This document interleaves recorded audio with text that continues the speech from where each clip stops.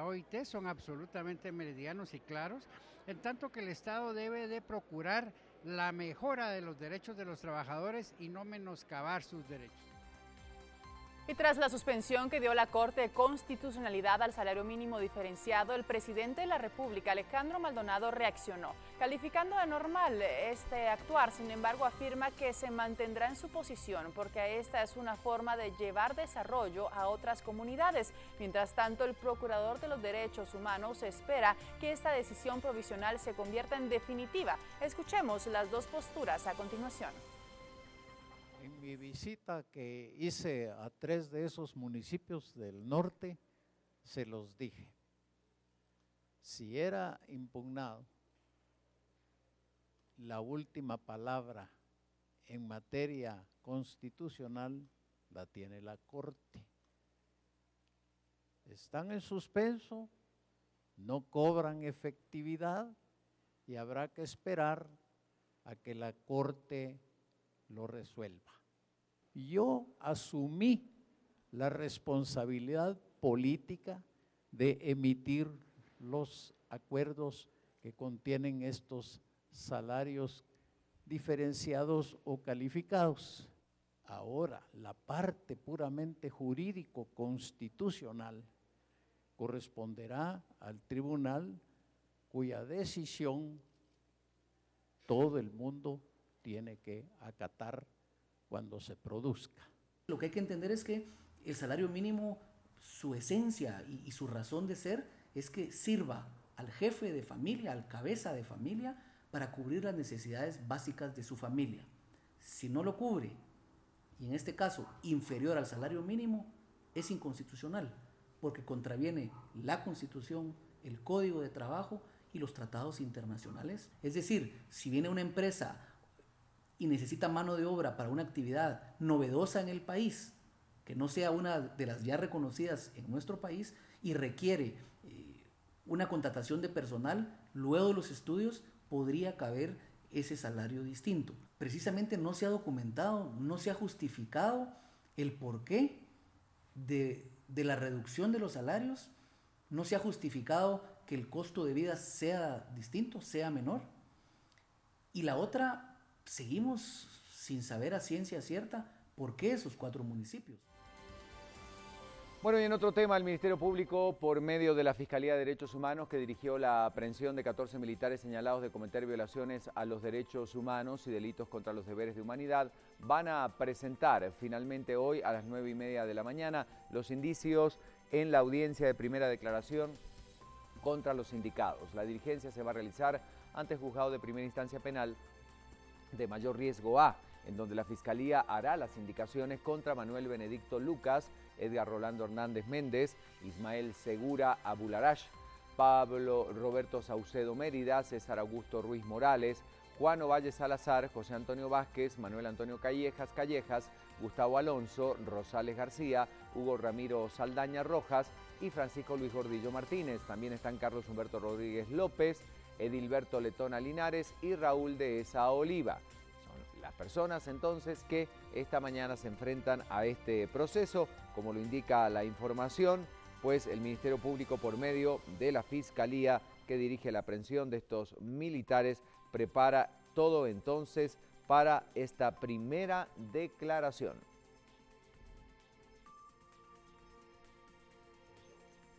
Y a la cárcel provisional de Mariscal Zavala llegaron excompañeros de batalla de los militares ahora detenidos, la mayoría integrantes de la Asociación de Veteranos Militares de Guatemala, quienes aseguran que sus compañeros son inocentes y que todo se debe a una persecución ideológica, agregando además que mañana realizarán una caminata en defensa de quienes ahora guardan prisión. Capturas de 14 militares en retiro, sindicados de los delitos de desaparición forzada y delitos contra los deberes de la humanidad, y la Fiscalía los indica como responsables por la desaparición de al menos 558 personas en los años entre 1981 al 88. Los familiares se pronunciaron en contra de las acciones de la Fiscalía y arremetieron contra los dirigentes del Grupo de Apoyo Mutuo GAM. Mario Polanco refirió e indicó que los familiares ignoran lo que los militares hicieron e incurrieron en abusos a los derechos humanos de las víctimas del conflicto armado. Esto se debe fundamentalmente a que muchas veces las familias ignoraban o ignoran todavía lo que sus familiares dentro del ejército hicieron en algún momento. Y yo aquí quiero recalcar que en este caso nosotros desde el GAM estamos entendiendo que se trata casi como de dos ejércitos. Un ejército que incurrió prácticas de terror en algún momento en el pasado, de abuso, de violaciones a los derechos humanos, y un ejército actual que funciona dentro del marco de la legalidad. Lamentablemente la ley tendrá que aplicarse y a lo mejor no será muy favorable para ellos, les va a doler, pero de hecho si no se aplica, el Estado de Guatemala es el que lo va a resentir, porque la impunidad nos va a afectar como nación. Agregó que como grupo de apoyo mutuo se adhieren como querellantes en este caso. Además ha presentado más de 7.000 denuncias en los tribunales de justicia sobre delitos y abusos cometidos durante el conflicto armado. Mientras que en una acción catalogada como humanitaria por la Asociación de Veteranos Militares Ademilgua, en la que visitó a los militares capturados y verificó sus condiciones, sobre todo velando por sus derechos. Observamos que están en buenas condiciones, aunque la capacidad de las instalaciones no son las adecuadas, hay un poco de hacinamiento. Sí, lo que pasa es que a mí me parece muy justa la actitud de los familiares de nuestros compañeros militares, porque el grupo de apoyo mutuo se prestó precisamente a que se llevara a cabo toda esta persecución, aceptando a nombre de ellos todas las investigaciones realizadas. El general retirado agregó que todos los guatemaltecos gozan de la amnistía dictada en 1986. Y que por lo tanto es un derecho adquirido que la Constitución lo protege, de manera que están siendo llevados por delitos inclusive que no existían. Kilo Ayuso informó que participarán el sábado en la caminata que culminará en la Plaza de la Constitución en apoyo a los militares y lucharán en lo jurídico por la desestimación del caso. La fiscal general Telma Aldana asegura que sí existen investigaciones en contra de ex paramilitares, sin embargo se les dificulta el proceso de investigación, esto debido a la falta de registros, colaboradores, testimonios y algunas denuncias. Esto decía la fiscal en relación al tema. Tras la captura de exmilitares, una de las interrogantes ha sido sobre las investigaciones que surgen paralelamente en contra de exmiembros de la guerrilla. Ante esto, el Ministerio Público responde que las hay, pero con dificultades. Hay 118 denuncias que tiene esta unidad fiscal, pero debo señalar que en estos casos hay denunciantes, pero no colaboran con el Ministerio Público. Algunas de estas denuncias han sido presentadas por organizaciones como el Grupo de Apoyo Mutuo, que fue creyente en la sentencia de la masacre del Aguacate, la Fundación contra el Terrorismo, así como familiares de víctimas de grupos de guerrilla. Como el caso de Telma Marcos, oriunda de Nevaj, Quiché. Ella ha denunciado ante el Ministerio Público que su padre fue asesinado por la guerrilla al haberse opuesto a pertenecer a ella. Era porque ellos llevaron gente a la fuerza a la montaña. Bueno, se va con nosotros o no se van. Y si no se van, lo vamos a matar. Su denuncia fue presentada hace 4 años en contra del Ejército Guerrillero de los Pobres, EGP, ante el Ministerio Público.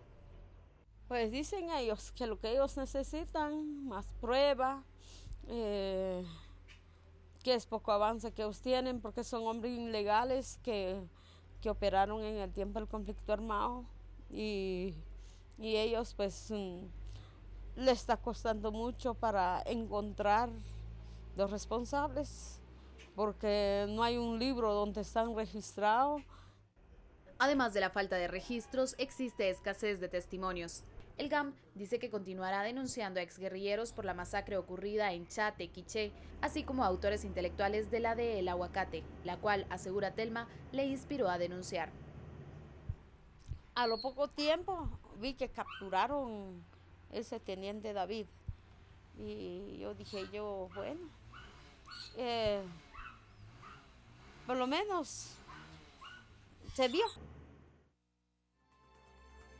Mientras tanto, integrantes del Frente de Convergencia Nacionalista Nación y allegados al presidente electo Jimmy Morales respaldan al diputado electo Edgar Ovalle tras la solicitud de antejuicio en su contra solicitada por el Ministerio Público, quien le está sindicando también de los delitos como desaparición forzada y deberes contra la humanidad.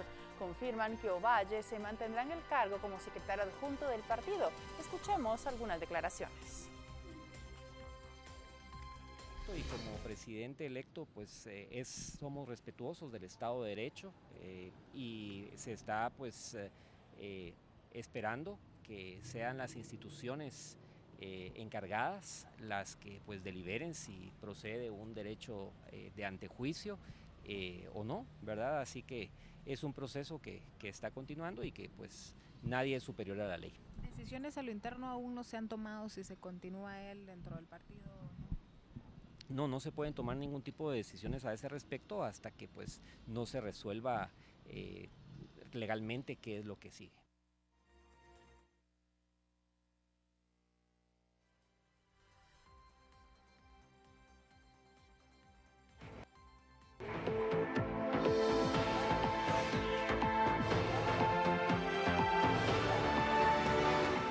Damos vuelta de página para hablar de lo que sucede en el interior de nuestro país. Colocamos en pantalla esta sección departamental de Prensa Libre, que en sus titulares dice así: aumentan muertes violentas, crímenes preocupan a distintos sectores en la provincia. En Escuintla, Izabal, Santa Rosa, Zacapa y Reu murieron 1.474 personas. 530 muertes violentas se registraron solamente en Escuintla en el año 2015. La noticia completa, junto con las imágenes y las cifras totales, las puede encontrar en Prensa Libre. Y hablando de noticias departamentales, un grupo de trabajadores de la Municipalidad de Puerto Barrios realiza protestas frente a la sede de la comuna, denunciando la falta de pago de 2 meses de salario y el 50% del pago del aguinaldo. Comité Ejecutivo y de la Asamblea General de Empleados Municipales manifestaron que han intentado dialogar con las autoridades ediles y no lo han logrado. La situación acá con los trabajadores es muy preocupante, puesto que las autoridades municipales, en primer lugar, no se han acercado con la organización para plantearnos cuál es la situación económica de la institución. Y en segundo lugar, pues habemos como 162 trabajadores del renglón 011 que no se nos ha cancelado el mes de noviembre y a todos el mes de diciembre, que prácticamente nos deben 2 meses. Los trabajadores municipales indicaron que alrededor de 400 empleados son los afectados por la falta de salarios y temen que no les sea cancelados, ya que en pocos días se realizará la transición del mando edil. Por favor, necesitamos que ellos nos den la cara y al menos que tengan los suficientes pantalones para hablar con nosotros y explicarnos el caso. Ya esto es demasiado, así como ellos anduvieron haciendo campaña por todo Puerto Barrios, así haremos nosotros diciendo que queremos nuestro salario. Ya en la otra semana hay cambio de gobierno, hay transición y queremos que nos expliquen qué está pasando. Que yo, si es posible, el 15 yo me presento con un gran cartel que me paguen mi salario. Por favor, necesitamos que las autoridades pongan asunto en eso. No anden pensando en fiesta de transiciones. Eso que van a gastar, utilícenlo para pagar deudas, señores. Lo que sucede en los departamentos, información que compartimos con ustedes a esta hora de la mañana, 6:13 minutos. Continuamos. Gracias, Lorraine, pero tenemos que seguir con algunas otras noticias también. Exactamente, María René siempre nos presenta esos temas interesantes de salud, tecnología y otros temas. Bueno, hay varios temas. La salud siempre nos ocupa, es un bloquecito para conocer qué está pasando con la salud al día, ¿no? Exactamente, la salud y la tecnología, y en esta ocasión nos vamos a California, donde una fuga masiva de gas está ya provocando consecuencias de salud en los pobladores. Sí, en Estados Unidos, y ahí precisamente en ese estado el gobernador ha declarado estado de emergencia en la localidad Porter Ranch, en Los Ángeles, tras una fuga masiva de gas que ha obligado en recientes meses la evacuación de miles de residentes. La fuga inició el 23 de octubre del 2015, cuando un pozo defectuoso en el cañón Allison, lugar de almacenamiento de gas de la empresa Southern California Gas, empezó a lanzar una columna de humo invisible. Desde ese entonces, más de 30,000 kilos de gas metano son expulsados al día, lo que equivale a las emisiones de gases de efecto invernadero. Cientos de residentes de Porter Ranch han presentado una variedad de síntomas que van desde visión borrosa, náusea, vómitos, mareos, dolor de cabeza y dificultad para respirar. Si bien se desconocen los efectos que a lo largo plazo puede traer esta exposición al metano para la salud, hasta ahora unas 2.500 familias han sido evacuadas y otras 1.300 esperan ser reubicadas porque muchos se están quejando de estos síntomas ya nocivos para su salud. Bueno, y en una noticia que hace unos días, conmocionó al mundo, realmente puso al mundo en alerta. Sí,